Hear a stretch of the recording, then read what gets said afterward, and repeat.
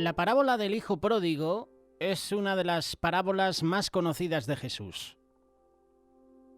Aparece una sola vez en los evangelios. La puedes encontrar en Lucas capítulo 15, versículos del 11 al 32. Un hombre tenía 2 hijos. El menor de ellos le dijo a su padre: «Papá, dame lo que me toca de la herencia». Así que el padre repartió sus bienes entre los 2. Poco después, el hijo menor juntó todo lo que tenía y se fue a un país lejano. Allí vivió desenfrenadamente y derrochó su herencia. Cuando ya lo había gastado todo, sobrevino una gran escasez en la región y él comenzó a pasar necesidad. ¿Qué hizo este hijo? Fue y consiguió empleo con un ciudadano de aquel país, quien lo mandó a su campo a cuidar cerdos. Tanta hambre tenía que hubiera querido llenarse el estómago con la comida que daban los cerdos, pero aún así nadie le daba nada. Por fin recapacitó y se dijo: «¿Cuántos jornaleros de mi padre tienen comida de sobra y yo aquí me muero de hambre? Tengo que volver a mi padre y decirle: papá, he pecado contra el cielo y contra ti, ya no merezco que me llames tu hijo. Trátame como si fuera uno de tus jornaleros». Así que emprendió el viaje y se fue a su padre. La palabra pródigo se refiere a alguien que gasta lo que tiene en cosas inútiles. Para empezar, Jesús presenta a los personajes principales y el asunto. Un hombre tenía 2 hijos. El menor de ellos le dijo a su padre: «Papá, dame lo que me toca de la herencia». Así que el padre reparte sus bienes entre los 2. Esta petición era un tanto ofensiva, pues es como si el hijo menor le hubiera dicho a su padre que como tardaba en morir y él quería disfrutar de la vida, prefería que le adelantara su herencia para poder irse y comenzar a vivir a su manera. El padre accedió, repartió la herencia y el hijo menor se fue a un país lejano donde malgastó el dinero en placeres desenfrenados. Se quedó sin nada y empezó a pasar necesidad, así que tuvo que buscar un trabajo. El país donde vivía tenía problemas económicos y no era fácil conseguir uno. Solo había trabajado cuidando cerdos. Como ya sabéis, un animal impuro para los judíos. El hecho de que lo aceptara nos revela su nivel de desesperación. Estaba con hambre y hasta deseaba comer la comida de los cerdos. Vaya situación.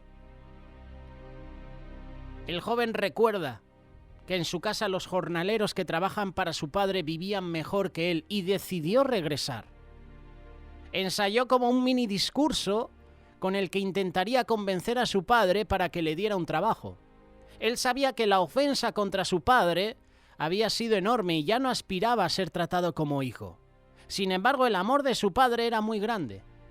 El mismo padre que lo dejó ir sin recriminarle, lo recibe sin preguntas.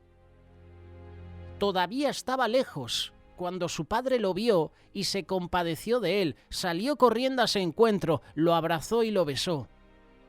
El joven le dijo: «Papá, he pecado contra el cielo y contra ti, ya no merezco que me llames tu hijo». Qué escena, ¿verdad? Qué escena más conmemoradora. El padre sale corriendo a recibir a su hijo, lo abraza y lo besa. No espera dentro de la casa ni trata a su hijo con frialdad. Tampoco le dice que vaya a bañarse o a cambiarse de ropa antes de saludarlo, sino que lo recibe y le expresa su amor y aceptación tal como estaba. Ni siquiera deja que el hijo termine el discurso, porque corta lo que estaba diciendo. Lo interrumpe y ordena a sus siervos: «Traigan la mejor ropa para vestirlo. Póngale también un anillo en el dedo y sandalias en los pies. Traigan el ternero más gordo y mátenlo para celebrar un banquete. Porque este hijo mío estaba muerto, pero ahora ha vuelto a la vida. Se había perdido, pero ya lo hemos encontrado. Hagamos una fiesta». La parábola no termina ahí. El hijo mayor regresa de trabajar en el campo y se da cuenta de que hay una fiesta. Y la pregunta viene aquí. Este hijo, el hermano mayor, después de un trabajo duro, ve que hay una fiesta. Y lo primero que hace es Oye, ¿qué está sucediendo? Le pregunta a uno de los siervos, ¿qué pasa? Y este le cuenta que su hermano había vuelto y que el padre había organizado una celebración. Entonces este hijo mayor se enoja. No podía entender cómo el padre hacía esa fiesta en honor de su hermano derrochador e insensato, mientras que a él, que había permanecido trabajando las tierras a su lado, nunca le había dado ni un cabrito para festejar con sus amigos. El padre sale de la fiesta para pedirle a su hijo mayor que entre, pero él no quiere. El padre intenta tranquilizarlo, le explica que todo lo que tiene ha estado siempre a su disposición, pero que era importante celebrar la llegada del hermano, porque este hermano tuyo estaba muerto, pero ahora ha vuelto a la vida. Se había perdido, pero ya lo hemos encontrado. El padre entiende la reacción de su hijo mayor, pero no permite que empañe el gozo que siente por el regreso de su otro hijo. Así de fuerte es el gozo que Dios siente cuando venimos ante Él arrepentidos. En el cielo hay fiesta cada vez que un pecador se arrepiente. Dios es un Padre amoroso que espera pacientemente a que nos demos cuenta de nuestros errores y que reconozcamos que lo necesitamos en nuestras vidas. Él nos está esperando con los brazos abiertos. Nos recibe, nos perdona. Nos restaura como hijos suyos. Nos llena con su perdón, con su amor. En ese capítulo del Evangelio de Lucas, Jesús explica 3 parábolas: la de la oveja perdida, la de la moneda perdida y la del hijo pródigo. En los 2 primeros versículos vemos la situación en la que se encontraba Jesús. Lucas capítulo 15, versículo 1 y 2. Muchos recaudadores de impuestos y pecadores se acercaban a Jesús para oírlo, de modo que los fariseos y los maestros de la ley se pusieron a murmurar: este hombre recibe a los pecadores y además come con ellos. Jesús enseñaba a menudo con parábolas. Narraba una situación común para dar una enseñanza moral, y aquí él aprovecha esta oportunidad. Los fariseos y maestros de la ley no entendían por qué Jesús dedicaba tiempo a personas que no tenían buena reputación. Y Jesús les contesta con estas parábolas que tienen como tema recuperar algo perdido: una oveja, una moneda o un hijo. Jesús quiere dejar claro que para Él, para Dios, todos somos valiosos. Tú eres valioso para Dios, tú eres valiosa para Dios. Que no te engañe el enemigo, que no te engañe la sociedad diciéndote tú eres un pecador, tú no vales para nada. Tú vales mucho para Dios, pero hay que reconocer nuestra condición.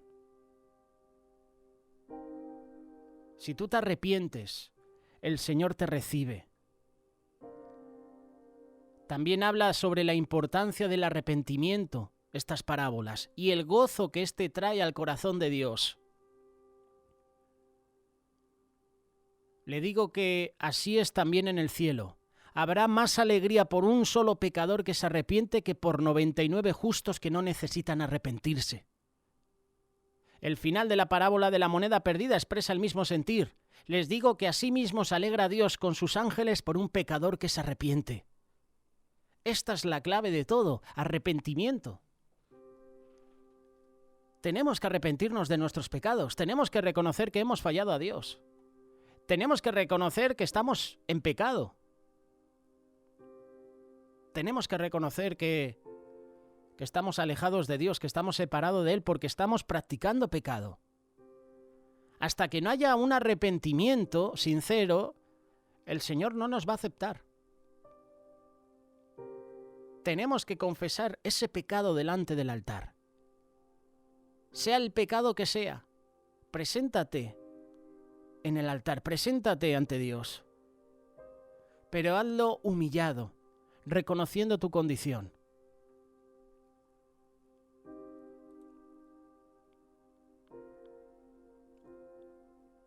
Esta parábola tiene que enseñarnos a nosotros. El título es la parábola del hijo pródigo, pero podríamos titular también la parábola del padre amoroso, porque al final el padre es el que muestra su amor hacia el hijo. Podríamos decir que realmente el que estaba perdido era el hermano mayor, ¿verdad? Que fue el que no aceptó que su hermano menor volviera a casa. Muchas veces nosotros actuamos como el hermano mayor. Vemos que un pecador se arrepiente, pero en nuestra mente sigue siendo un pecador. Ya le hemos etiquetado como una persona pecadora. Vemos como el Señor, vemos como los hermanos bendicen a otros y entra la queja, la murmuración en nuestra vida. Nos enojamos. Con todo el tiempo que llevo sirviendo, con todo el tiempo que estoy yendo a la iglesia, y este que lleva 2 días, que se acaba de convertir, y mira los privilegios, las bendiciones que está recibiendo. ¿Cuántas veces hemos actuado así, como este hermano mayor? No nos alegramos de las bendiciones que Dios derrama sobre los hermanos que están empezando en el ministerio, que están empezando a dar pasos. Sentimos envidia y estamos estancados. Vemos como hermanos y hermanas nos pasan por los lados. Tantos años que llevamos en la iglesia y vemos como otros están siendo bendecidos por Dios. Y nosotros seguimos en el mismo lugar, estancados, en crítica, en murmuración, enojándonos con el pastor, enojándonos con Dios. Señor, si te he servido. Como Jesús dice, apartaos de mí, no os conozco. Señor, pero en tu nombre hemos hecho milagros, hemos echado demonios. Y Jesús le dijo, apartaos de mí, hacedores de maldad. Yo no quiero que Jesús diga eso de mí. Apártate de mí. Señor, pero es que llevo años en la iglesia. Llevo años en el ministerio de alabanza. Llevo años predicando.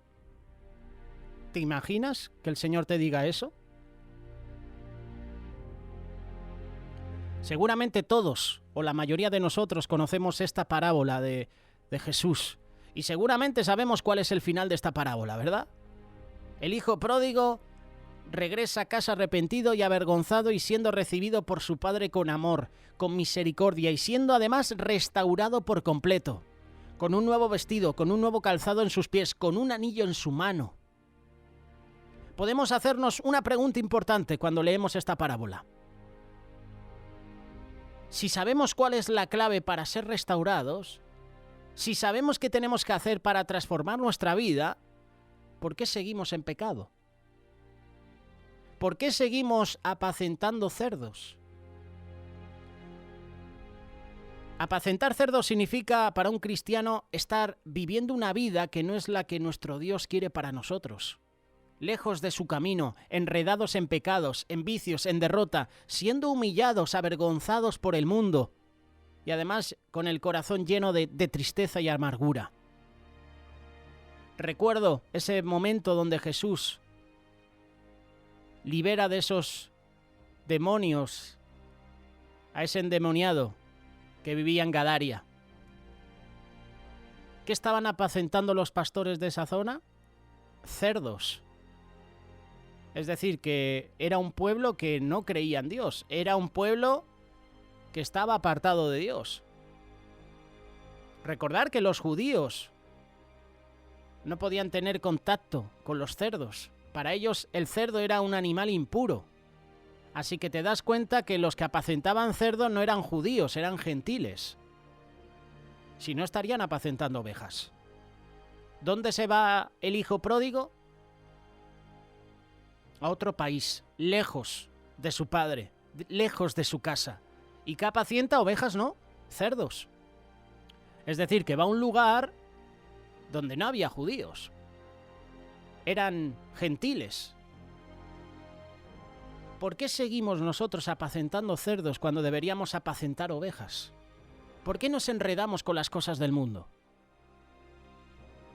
Tenemos que reconocer algo importante. Todos podemos llegar en algún momento de nuestra vida a esa condición. Apacentar cerdos. Por nuestras malas decisiones, por alejarnos del Señor, por no haber tomado en cuenta su voluntad. Pero ¿sabes una cosa? No debemos permanecer ahí. Tenemos que recordar que somos hijos de Dios. Tú eres hijo de Dios. Y esa no es la vida que el Señor quiere para ti. Esa no es la vida que el Señor Jesucristo pagó con su sangre por nosotros en la cruz. Esa no es la vida que Jesús quiere para ti. Yo sé los pensamientos que tengo acerca de ustedes. Pensamientos de bien y no de mal para daros el bien que esperáis. Entonces, ¿por qué seguimos enredados con los pecados de este mundo? Entonces, ¿por qué seguimos apacentando cerdos? ¿Sabes por qué seguimos en esa condición? ¿Sabes por qué seguimos apacentando cerdos? ¿Sabes por qué seguimos enredados con los deseos de este mundo? Por la soberbia, por el orgullo que tenemos en el corazón. La soberbia del hombre la abate, pero el humilde de espíritu sustenta la honra. Esto es lo que dice Proverbios capítulo 29, verso 23. La soberbia del hombre le abate, pero al humilde de espíritu sustenta la honra. La palabra abatir que encontramos en este texto significa hacer que algo caiga a tierra y quede destruido. Fue abatido a tiros en una batalla. Cuando vemos esto, por ejemplo, en una película, abatido significa eso, que ha caído a tierra, que ha quedado destruido, que ha muerto incluso. Esto significa que muchos cristianos viven apacentando cerdos por causa de su soberbia, por no querer reconocer su error, por no querer reconocer su pecado, por no querer aceptar que se equivocaron en la decisión que tomaron. Seguimos apacentando cerdos porque somos soberbios. Seguimos enredados en las cosas del mundo porque somos orgullosos, no queremos aceptar ayuda. Tomamos una actitud prepotente con aquellos que han tratado de ayudarnos para salir de la condición en la que estamos. Somos soberbios y no queremos pedir ayuda, no buscamos al Señor ni tenemos la humildad de pedir ayuda a las personas que Dios puede utilizar como canales de bendición para nuestra vida. Jehová está conmigo entre los que me ayudan, por tanto yo veré mi deseo en los que me aborrecen. Esto escribía el salmista. Salmo 118, verso 7. Tenemos que recordar las palabras de Jesús. Mateo capítulo 7, verso 8. Porque todo aquel que pide recibe, y el que busca halla, y al que llama se le abrirá. Pero tienes que comprender que para pedir, para buscar, para llamar, se necesita humildad, no soberbia. ¿Cómo acudió el hijo pródigo a su padre? Humillado, arrepentido. No lo hizo con soberbia, no lo hizo con ego, con orgullo, humillado. La soberbia y el orgullo que tenemos en el corazón nos impide seguir en los caminos del Señor. De hecho, 6 cosas aborrece Dios y aún 7, dice los ojos altivos. Muchas veces somos altivos. Nos creemos intocables, que nada nos puede tocar. Nos creemos, entre comillas, perfectos. ¿Por qué seguimos apacentando cerdos? ¿Por qué seguimos enredados en los vicios, en los pecados de este mundo? Porque seguimos uniendo nuestra vida a personas equivocadas. Cuando todo lo hubo malgastado, vino un gran hambre a aquella provincia y comenzó a faltarle, y fue y se arrimó a uno de los ciudadanos de aquella tierra, el cual le envió a su hacienda para que apacentase cerdos. Este muchacho de la parábola del hijo pródigo no terminó apacentando cerdos por su propia decisión, sino porque hubo alguien que lo hizo llegar ahí, porque se juntó con una persona equivocada. Entonces, ¿por qué insistes o por qué insistimos en seguir uniendo nuestra vida a personas que no te valoran? ¿Por qué sigues uniéndote a personas que no te respetan?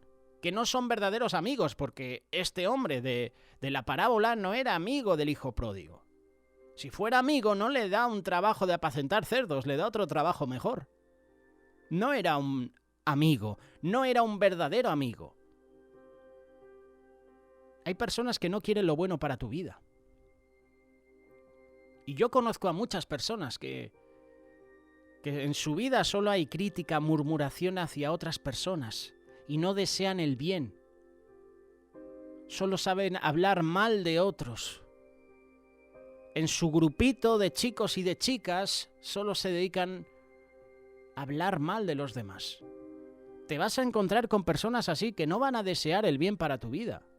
Y esta persona no era un amigo cercano al hijo pródigo porque si no le hubiera dado un trabajo digno.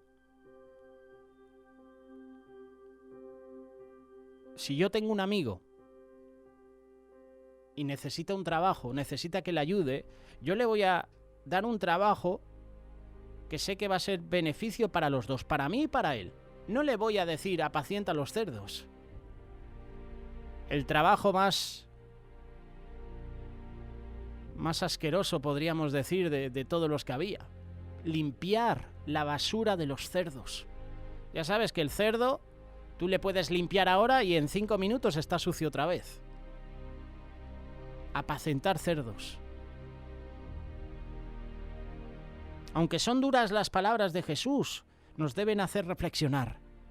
No deis lo santo a los perros, ni echéis vuestras perlas delante de los cerdos, no sea que las pisoteen y se vuelvan y os despedacen. Deja de insistir neciamente en llamar amigos a aquellas personas que solamente nos quieren ver humillados, destruidos, fracasados. Acerquémonos a aquel que quiere lo mejor para nosotros. Acércate a las personas adecuadas. Rompe con relaciones tóxicas. Relaciones incluso que te apartan de Dios, que te apartan de tu familia. ¿Cuántas veces nos hemos juntado amigos o amigas que nos han alejado de nuestra familia? ¿Cuántas veces nos hemos acercado a amigos o amigas que nos han alejado de la iglesia, de las cosas de Dios?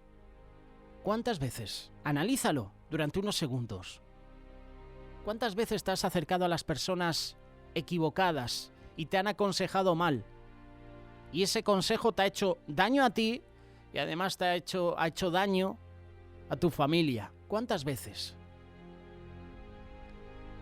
Acerquémonos a aquel que quiere lo mejor para nosotros, al que verdaderamente tiene planes buenos y deseos de bendición para nuestra vida. Acércate a Dios, porque yo sé los pensamientos que tengo acerca de vosotros, dice Jehová, pensamientos de paz y no de mal para daros el fin que esperáis. Jeremías capítulo 29, versículo 11. A Dios es quien tenemos que acercarnos en este día. A Él, solo a Él, porque Él desea lo mejor para nosotros. Él desea el bien para tu vida. La decisión ahora es tuya. ¿Con quién te estás juntando? ¿Qué amistades tienes que te están alejando de los caminos de Dios?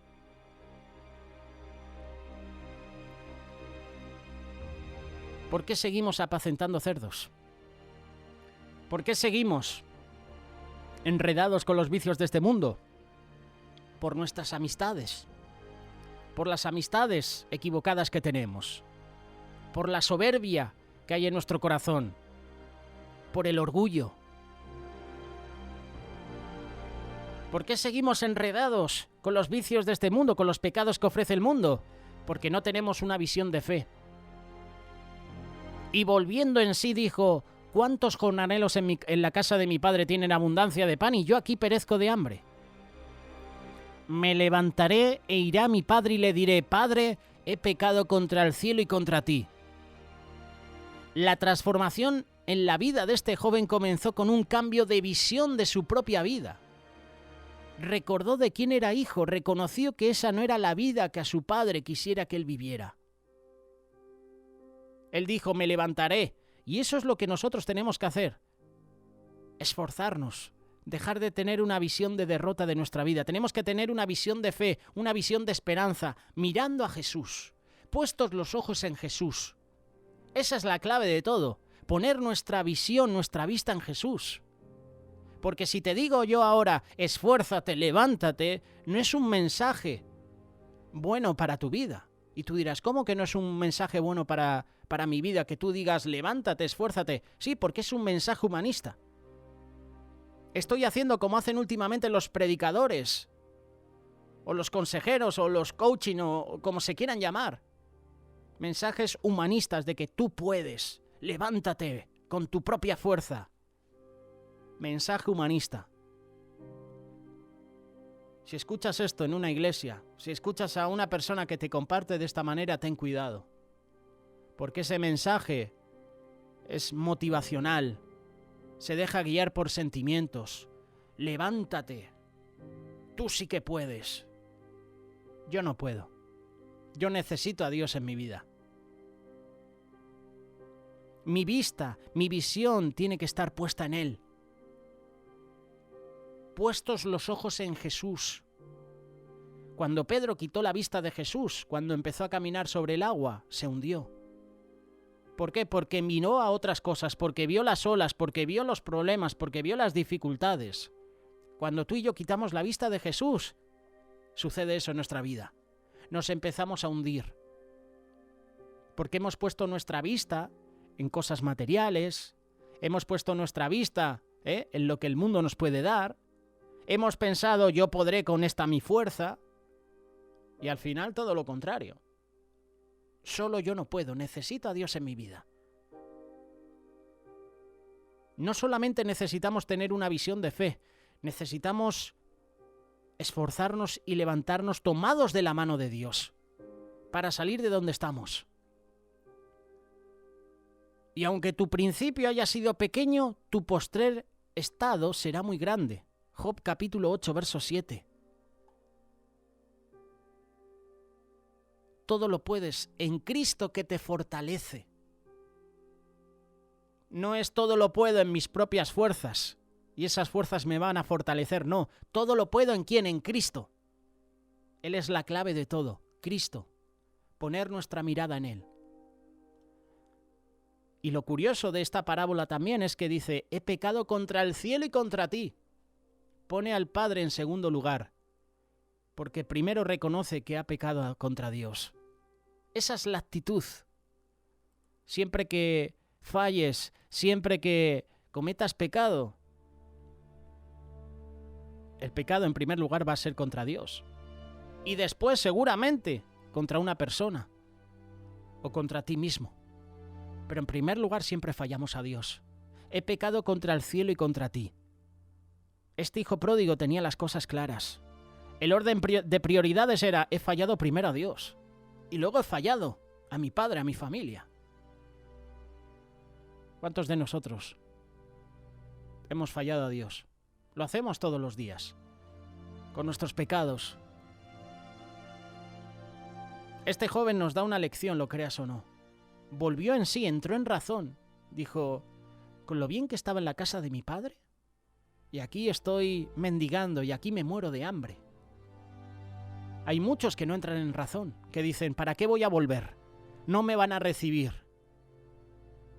¿Cuántas personas han salido de nuestras iglesias porque han sido sorprendidos en un pecado?